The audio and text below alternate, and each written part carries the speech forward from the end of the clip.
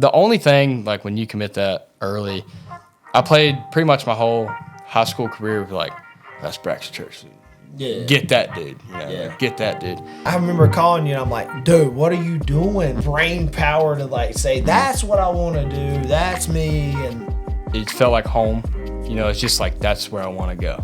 I think you committed, like, it was freshman year. Yeah. I remember letting you hit with the older kids, and I'm like, this sucker's hitting better than everybody on this whole team, and he's 13. And I didn't handle it well at all.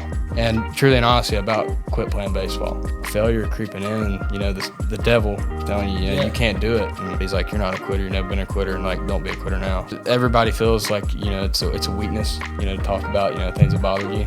I experienced a panic attack. And it was like, I honestly thought I was dying. You have anxiety. Like, this is just what this is. I mean, truly just like the good Lord. I mean, staying in the book, staying in the word. I just feel like he has a path, and you just got to trust him. If he's taught me anything that's what I feel called to do. Outside of baseball is just serve people. Ready? So. Let's rock it.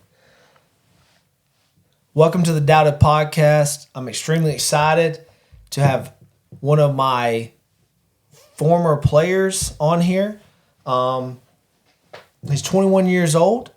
I met him when he was 13 when he played for 5-Star Heat.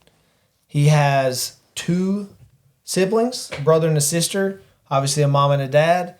And I'm excited to have him on here and can't wait to get into his story. It's Braxton Church.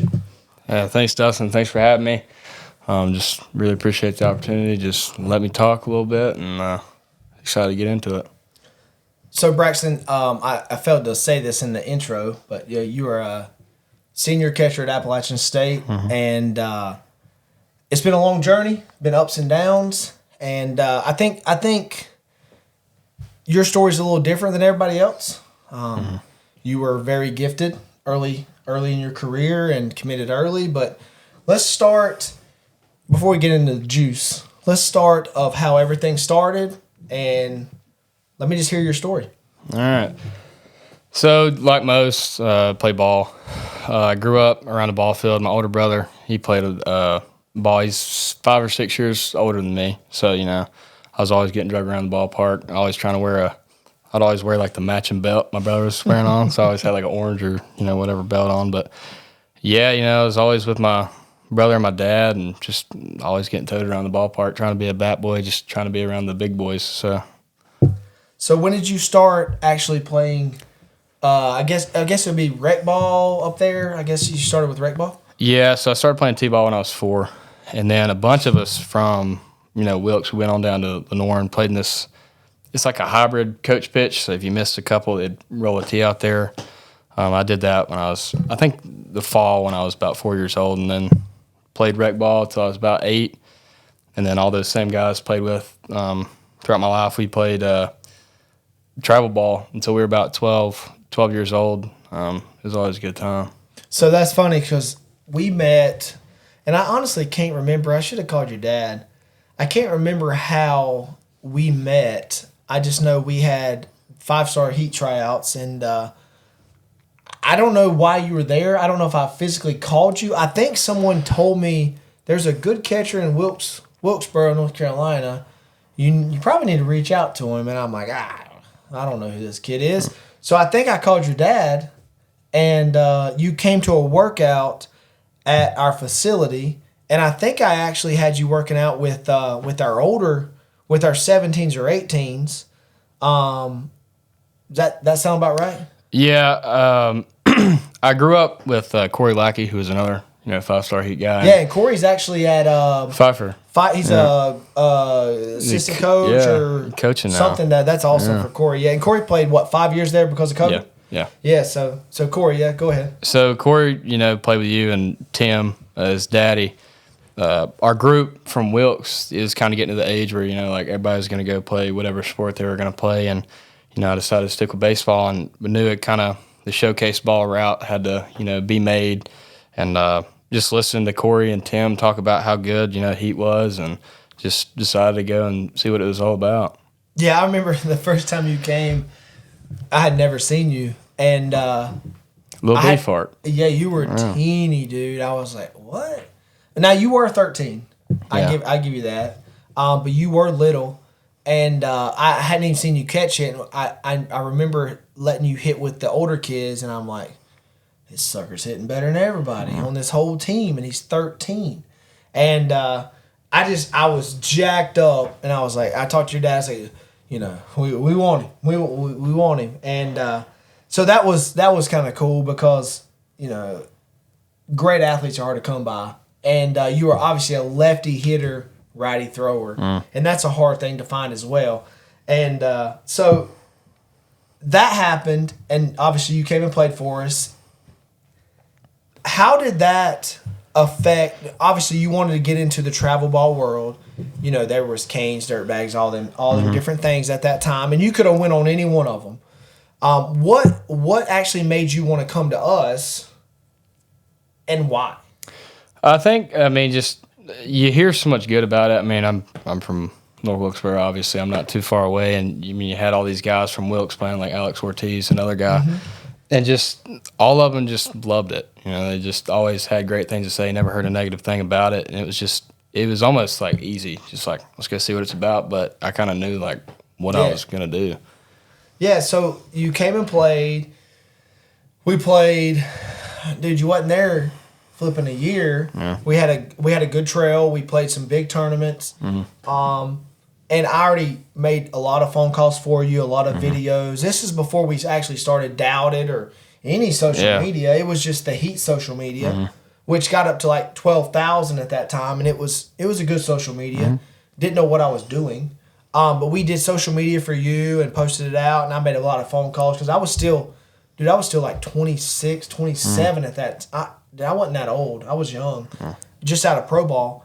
And I still knew a lot of the coaches and made a lot of phone calls for you. And I remember, if I'm right, obviously I called ECU first. Yeah. Shout out ECU. But I called ECU first, and they were very interested. You were only, at that time, you were 14 years old. 8th grade. Yeah, you were 8th grade. And that was crazy for somebody. Like, I didn't get recruited until I was junior.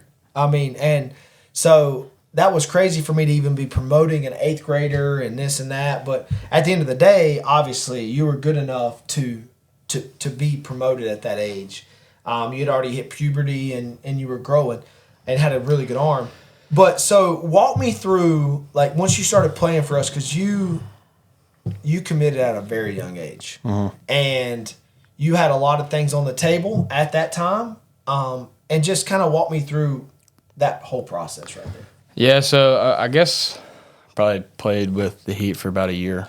At that time, yeah, about a year. Yeah. And that's when all the college stuff started flying around, and you got teammates you're playing with, and everybody's starting to like really think about college, and it honestly kind of caught me off guard. Like, I mean, my brother, he really didn't get recruited, and most guys, from where I'm from, like it's very late.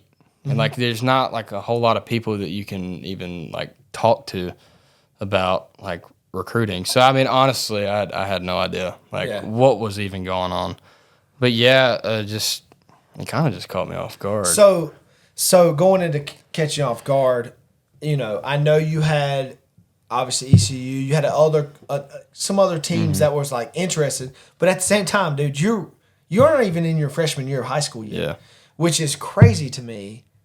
Of how people see that talent that early. That's a gift. I mean, I've seen it, but it's just hard for me to say, I'm going to give this kid money at 8th grade. Like, I don't know what you're going to be. I have no clue what I know you're really good right now, but there's kids that aren't good at 8th grade that are freaking phenoms when they're seniors in high school. Yeah. You know what I'm saying? So, obviously, they've seen great things. You ended up... which we talked about this earlier before the podcast, you ended up committing to App State, which obviously for multiple reasons, your whole families went there. Yeah. You live 30 minutes from there. Kermit's a really good coach there. I like Kermit. So, like, you committed going in. Was you? I think I just played my freshman year. If I'm not mistaken, I might have just played my freshman year. So, I think you committed, like, it was freshman year. Yeah, like, yeah. 100% freshman year. Yeah. And I remember calling you, and I'm like, dude, what are you doing? Mm-hmm. Like, what, like, we got Clemson, ECU, like, and that comes to a, you know, for everybody watching this, like, that comes to a fact of where, like, it's like, you know, you're not just doing that because you want to go to this high school or whatever. You have to sit back and think, like, I want to go to this school because I love this school. Yeah. Like, I love everything about it. My family's been there. It's a tradition. You know, like, there's a lot of things you had to think about in that. But at the same time, it's really hard. I feel like it's really hard. I struggled when I was a junior going to my senior year of where I wanted to go. You know, I had, I don't know, 15 or 17 offers, and I'm like, I don't flipping know what's going on. I don't know my name. I don't know nothing. Like, what? How am I supposed to process all this? I'm a kid, right? And that's the hardest thing to do as a recruiting side is like, and it's worse now, obviously. Oh, I'm sure, yeah. It's worse now because NILs and all this, you can transfer out. Like, it's terrible. But back when you did it, it was straight. Like, it was normal. Pretty straightforward. It was the way we did it when I played. You go, you play, you can't transfer. When you commit it, you can't transfer. Now it's changed. But, you know, I just think that it's such a crazy atmosphere. I wouldn't want to be a kid in that. I wouldn't want to make that decision. Like, I don't feel like I could have made that decision. So, like, how was your mindset going with that? And, I mean, just tell me, like, what you're thinking, because it's mind-boggling to me that you had, like, the brain power to, like, say, that's what I want to do, that's me, and go for that. Well, I mean, obviously, like, mom, dad, brother, you know, uncles, like, everybody went there. And, I mean, it's the same reason, you know, my lifelong teammate Jordan Fisher, you know, shout out to you, buddy. But it's kind of the same reason, you know, he said it's just, it felt like home. You know, it's just like, that's where I want to go. You know, and I mean, I remember going to, you know, the football games at Kid Brewer, like, as a kid, and, like, you know, you're at the rock, things jumping, going to the ball games up there. You know, I'm a cold weather guy. Like, I like that stuff. And honestly, it felt easy, you know, when I did it. And Lord willing, I did. Talked to the big coach, Kermit Smith, and, I mean, he's the man. Like, I mean, I love that dude with my whole heart, and I just wanted to play for that guy, you know. Yeah, and I mean, obviously Ian went to school there, and Jordan obviously is going now. But, like, you see this post online, dude, it's everywhere of how beautiful y'all's field is. All the time. The fall, the fall, leaves, baby. It's just a great atmosphere. I was talking to Ian the other day, and he was like, man, it's just like a tradition. It's an atmosphere. It's just like the feeling of being part of something. Like it's like a community there. It's not huge. Like, you go to some of these schools. Like, the reason I didn't commit to NC State or anything like that is, like, I didn't like how it was, like, spread out. Like, I just didn't. That was just not me. Like, I wanted it close, like a high school. I'm from a small place. Like, that was one of my decisions, right? Like, and every person has a different reasoning for committing to a school. You know, I committed to ECU because I loved Link Jarrett, one of my favorite coaches ever. Talked about him multiple times, but I felt like it was the right fit for me. I prayed about it. I felt it.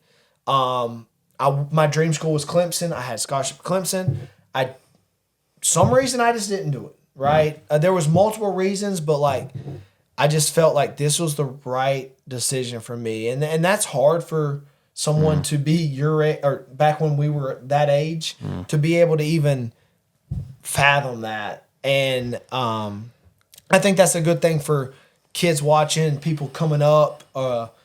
Is like, you know, you just got to pray about it, figure out what's best for you, what's best for your future and stuff like that. So you ended up committing to App State early, right? Yeah. So let's talk about your high school. Like, so obviously you committed early, so you're just chilling. Like, you're relaxed. That's the biggest thing people don't understand is, like, when you commit, that weight, that big old backpack, just there's no weight, right? Yeah. So, like, walk me through that at Wilkes Central.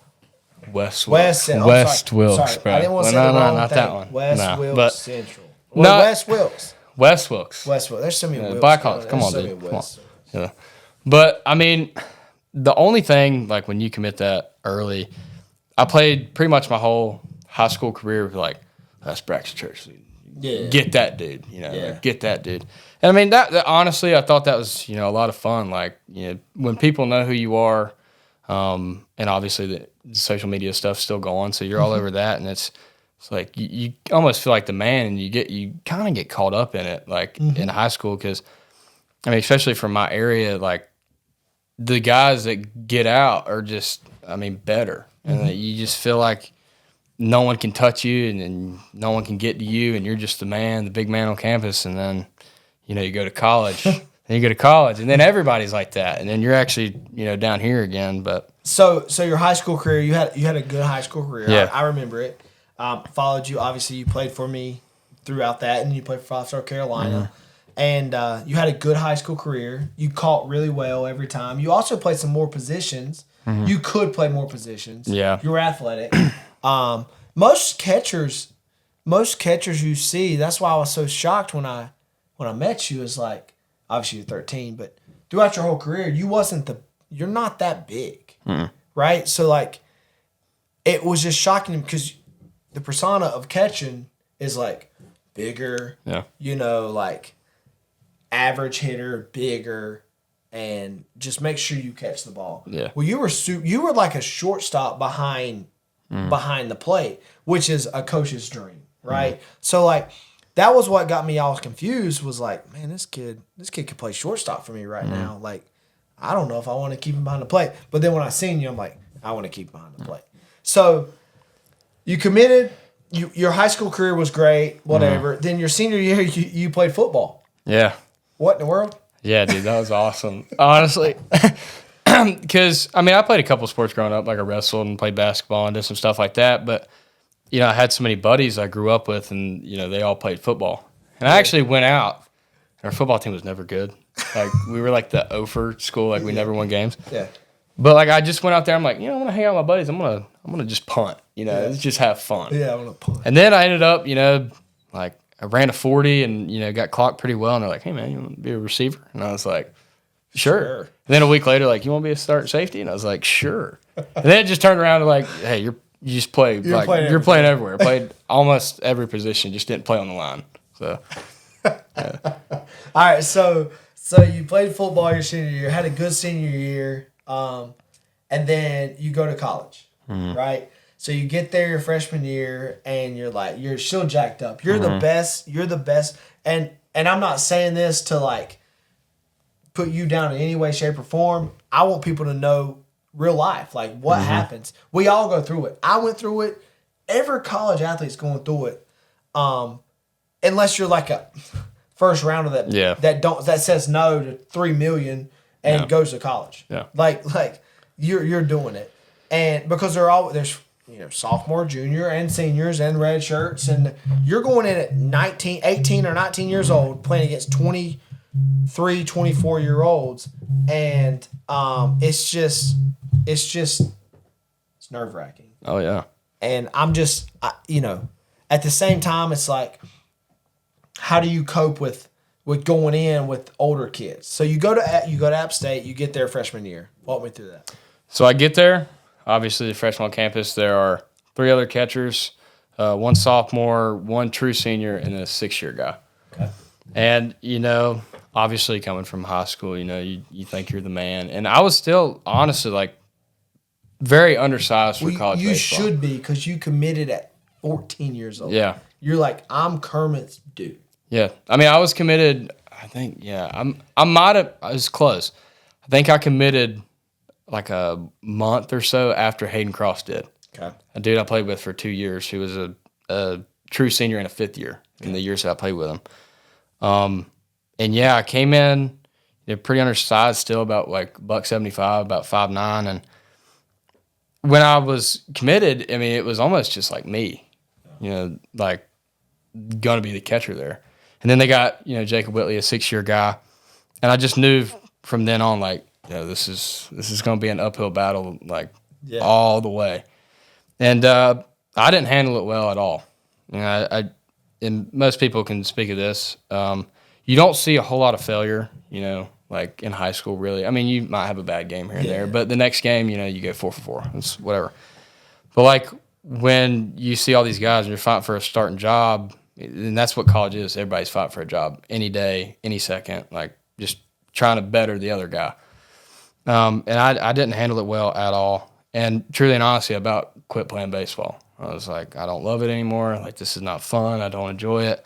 And that was just like failure creeping in, and you know, the devil telling you, you know, you can't do it. And I thank the good Lord up above. You know, my dad, you know, had a real man to man with me when I went home and told him I didn't want to, you know, do this anymore. And he's like, no, like you're gonna at least finish this year, and like, you know, you can do whatever after that. But he's like, you're not a quitter. You've never been a quitter, and like, don't be a quitter now. So. And that was your freshman year. Freshman year of college, yeah. Okay, so you went through some uphill battles there with the stress and the other 6-year seniors and the other guys in front of you, and the whole time you committed, you were 14, 15, whatever, 14, and you're like, I'm the dude. Like they gave me money, like I'm young, like it's me, right? So that's the whole mindset I feel like you had going through the whole process, like and high school. You had a good high school year, state games, all that stuff, and now you had a very hard freshman year.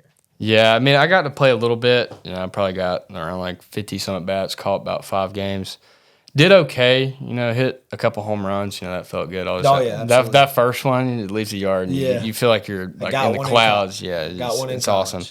But yeah, after that, I went to Bristol, Tennessee, play for the State Liners. Summer ball, they always send you to those good stuffs. And that's when it really, you know, like, all that stress, anxiety, and stuff, like that's when all that like really, really, really hit me. Why do you think that? What?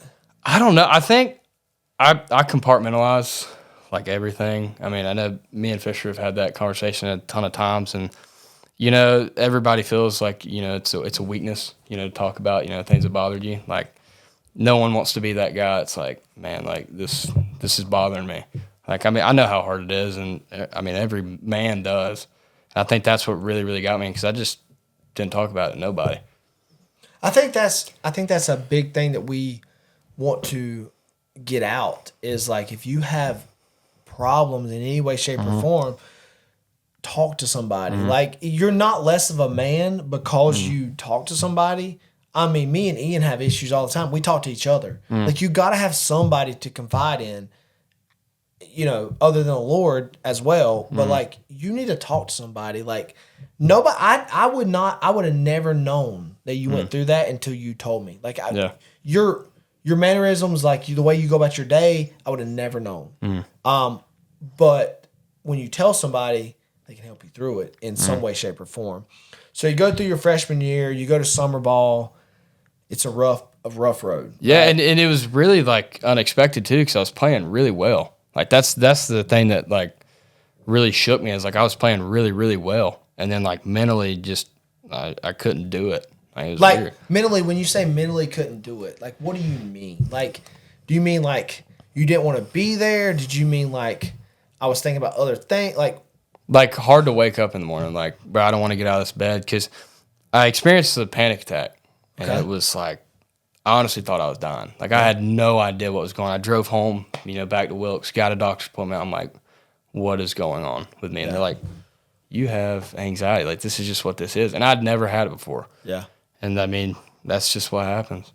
So, okay, so you get through you're going into your sophomore year. You had that. How did you work through that to just keep going? Like, how would you tell someone to work through that? Like, how did you do it? Yeah, so it all started in July, and I mean, obviously, there's bits and pieces, you know, spur up every once in a while, but I mean, truly, just like the good Lord. I mean, staying in the book, staying in the Word, and you know, praying each and every single day, just like, because He'll help you out. And I mean, there's people like Kermit Smith, you know, helps so much. Guys like Jordan Fisher, guys you can always lean on, and our sports psychologist, Dr. Cooper. I mean, he's a genie. Like, he's awesome. So you seeked help. You got through it. Then you went into your junior year. So how did that go? It was awesome. Ended up having, a really good fall, and ended up getting the full-time, starting gig. And my sophomore year, it was, I played one game a week, which was, cool with me. I had a, Sun Belt Conference first team guy, like Hayden Cross. I was just playing behind him, and then, he eventually, graduated, and that job was up for grabs, and, I got it. So, okay, so you went through that whole process, and then all that led up to you getting the starting job your junior year. Most people, when you go to a big D1 school, most people don't just walk in and start. They're going to have these. There's a dude in front of me that's going to be a draft pick. There's an All-American. There's a senior starter that doesn't do anything wrong. That just average. That why would I change him? He's a secure guy. So when I think about that, we had that at ECU too. It's like there's guys there that like, hey, unless something crazy happens, you're not getting in front of them. So it's the mindset of like, I'm just going to keep grinding. Mentally, I have to be stable, right? I have to do what I have to do to control everything that I can control, right? There's controllables and there's non-controllables. Yep. You can control what Kermit Smith does. You can't control what whoever your other coaches are. You can only control how Braxton Church comes every day to lifts, practices, and everything else. And I feel like, for the kids watching, like I feel like as long as you want to be proud of yourself. Whether you get that role or you don't get that role. At the end of the day, when it's all over, and it will be, trust me, I'm here. It's all over. You got to be proud of what you did and how you did it. And whether you get what you wanted or not, it's all God's plan. And that's what I wasn't saved when I played college ball. So like, I didn't really have that feel of like, I can lean on him, right? I knew everything, but like I wasn't saved. I didn't dedicate my life. I didn't have that, right? And I feel like if I would have had that back then, things would have been different. Things I would have done would have been different. Like my whole career would have been different. And then obviously I got in trouble in school and all that stuff happened, and I still didn't have him, right? And he still pushed me away in a way that I'm here now, right? I've met you, I've met Fish, all these kids I'm talking to, all these players, all these coaches. I just feel like he has a path, and you just got to trust him, right? It might not be what we want at that time, but he has a way. Yeah. So, all right, so now you go into your senior year, and everything's feeling good right now, right? You went through the ups and downs, and there's still going to be ups and downs this year. 100% going to be ups and downs for you and Fish. But you've made it this far, and you've done everything you wanted to do. My thing to you is like, dude, just finish the drill. Like, and that's cliche. Like it is. Like, but I'm serious. Like, you don't want to be working and be like, man, I messed up my whole senior year. I let something affect me. I let this. Don't do that. If that's one thing I can tell you is like, just keep going, finish it. It's a year long. Get everything you can get out of it. Play what you can get. Bro, you might get drafted this year. And I hope you do. I hope you do. I'm praying about it. But at the same time, like, you want to be the guy that steps back and says, man, I did all I could. I did everything I could, and it's up to the Lord now. You know what I'm saying? Like, for sure. So you're going to senior year. What's your goals this senior year? What's your plans? I mean, ultimately, first and foremost, we want to win the Sun Belt. I mean, that's the go-getter. And hopefully go to a regional, go to super, and go to Omaha. That's everybody's, dream. It's the goal. And then second most, when that's all said and done, like, let it get popped, go play some pro ball somewhere. And But I got a major in criminal justice, a minor in sociology and history. Okay. So, I got a little bit of education there to lean on. That's good. So we talked about this earlier. Obviously, we love hunting. Oh, yeah. And fishing. How do you use that to, like, clear your mind? Like, because me, I just want to go sit in the stand. I don't even care if I see a deer. Like, Yeah. I want to sit in the stand and just relax, talk to God a little bit, and just have time to myself with Him and just nature and what He's created. Yeah. Same thing with fishing. Like, I want to get on the boat. Like, that's my escape, right? Some people's escape's like working out, like this, that. I feel like I've worked out my whole life. I want to work out and keep my body in shape. Yeah. But at the same time, that's not my release, Yeah. right? So, like, talk about, like, what you do for a release. I know you're a big-time hunter. Oh, yeah. Love hunting.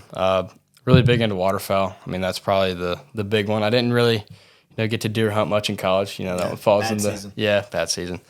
But yeah, I just find peace in sitting in like the Lord's creation. I mean, I hunt back home, in Wilkes. I have a bunch of buddies that I've hunted with for years and years, and maybe we kill something, maybe we don't, maybe we kill a lot, maybe we kill none.